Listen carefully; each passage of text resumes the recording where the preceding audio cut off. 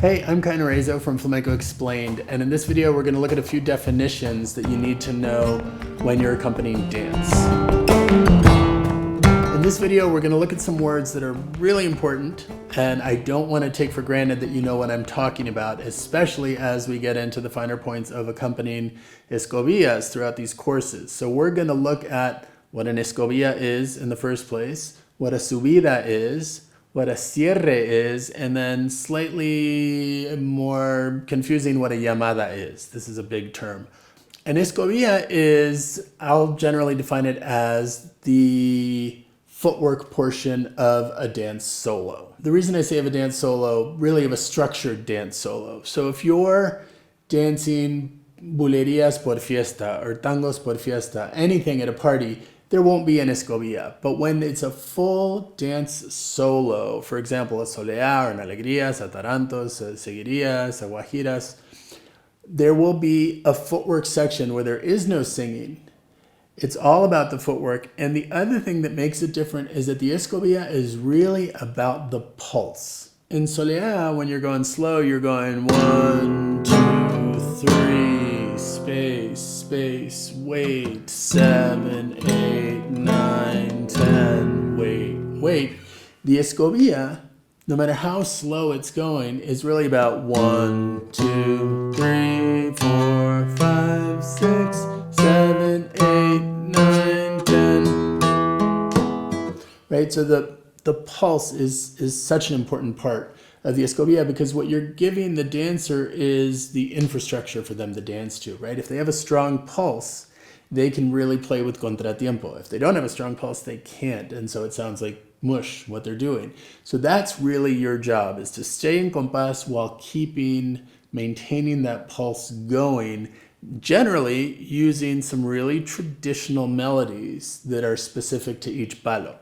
So in our Escobilla edition courses, we're going to look at those. But for example, in Soleá, this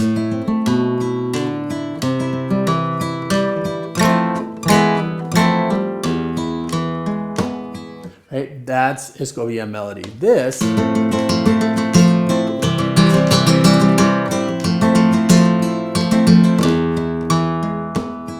also an Escobilla melody. And finally,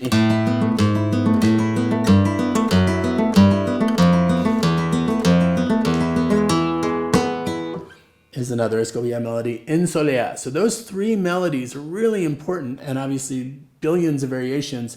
And you'll notice that we use that material all the time when we're accompanying a singer or playing solo guitar. So that's one more reason it's really helpful to know how escobillas work. So these are the Escobilla melodies por Soleá. Seguirilla has a very specific falseta that you have to know. We teach it all over the site because it comes up so often. It's the one that does this.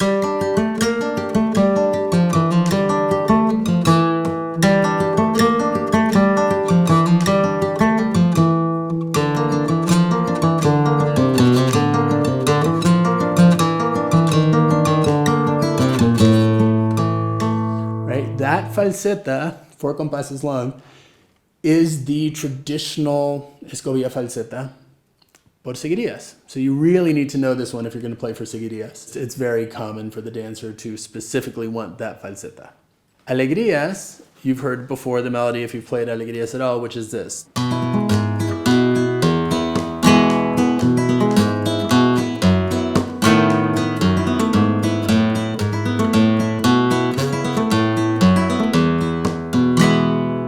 So that melody and tons of variations on that melody are the Escobilla melody for Alegrías. But even more important, which I talk about a lot in the course, that structure of 1, 2, 3, 1, 2, 3. We haven't changed chords, right? 1, 2, 3, 1, 2, 3, right?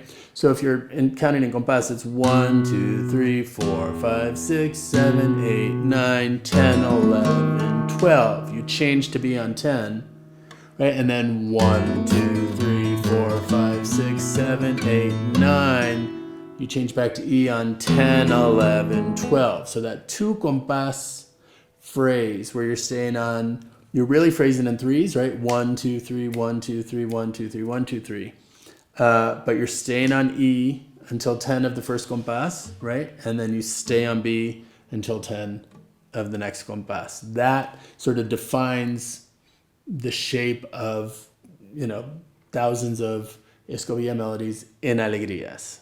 Tarantos is a little different, but it has, again, a very specific melody that sometimes people don't agree on the end. But this melody that sounds like this,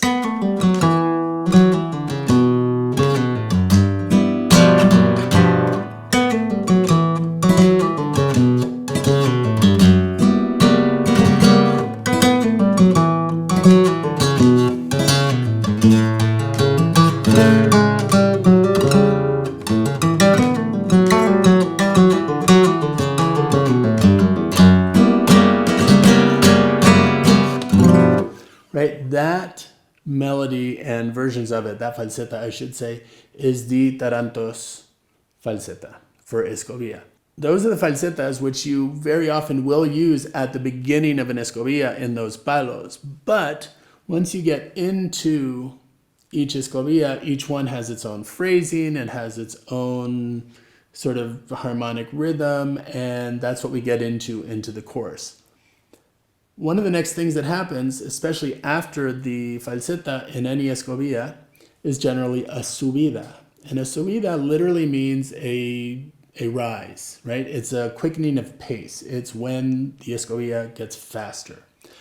I do want to say there are subidas outside of Escobillas as well, right? There are other places in the dance where things get faster, and that's a subida as well. But when I talk about a subida in an Escobilla, what I'm talking about is everything stays in compás, but the tempo just gets faster. Another word I use a lot is cierre, and a cierre literally means a close, right? So cierres are, I think of them as a kind of llamada, and we'll talk about llamada in a minute. But a cierre is really the thing towards the end of a section of the Escobilla or the entire Escobilla where the dancer is saying, pay attention, I'm about to close, right? I'm about to end, again, the section or the whole thing, and depending on the context, you'll know if it's the whole Escobilla that's about to end or something in the middle of it. But it's generally strong, right? It's generally stronger than what's been coming before, and it's very declarative. So very often you'll get a strong boom on a downbeat that sort of calls attention to itself. If you're watching the dancer, very often an Escobilla, the upper body is relatively, in place while the feet are doing all the work. When a cierre comes at the end, the body is likely to suddenly open up. So you get used to seeing what these look like, but also you want to listen for a cierre, because a cierre is what tells you that you need to close, because the last thing you want at the end of an Escobilla is for the dancer to finish and you keep going. So the beginning of that cierre tells you, watch out, we're about to close, and then you know to end with the dancer. And the last word we're going to talk about is llamada, because I do use this word a lot, as does everyone in flamenco, and I would say that there's not a whole lot of agreement, right? Some people will tell you it absolutely positively means this, other people will tell you it positively means this, and I'm going to tell you my experience with the word llamada, right? So a llamada is a call. Literally, it means a call.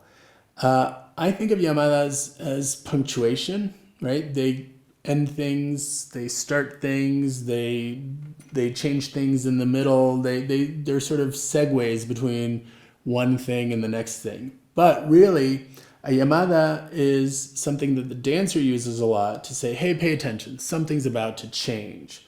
Or to say to the singer, for example, a llamada for the singer, and some people will tell you that most llamadas are for the singer, is the dancer calling the singer, saying, hey, I'm ready for you to sing your letra now, right? But when the letra is done, the dancer may do a different llamada that tells me, the guitarist, something's about to change. We're going to close, so the llamada could be a cierre, right? Or we're about to start a different section, or we're about to end the section that we're in.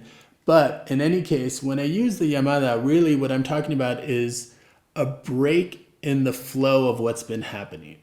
So whatever's been happening, either we're accompanying a letra, or we're in a subida, or we're in a constant tempo footwork section. We could be doing one of a million things. And a llamada is the thing that the dancer does to get my attention to say, something's going to change. And as a working definition, I like this because it doesn't get into, oh, it literally means this, or, specifically has to be this or that. But it helps you, right? This definition of a llamada helps you know what's going on. The llamada is when someone's trying to get your attention so that you can be with them when the next thing happens. So if you want to learn more about accompanying escobillas, head over to our website where we have tons more videos on all of this stuff.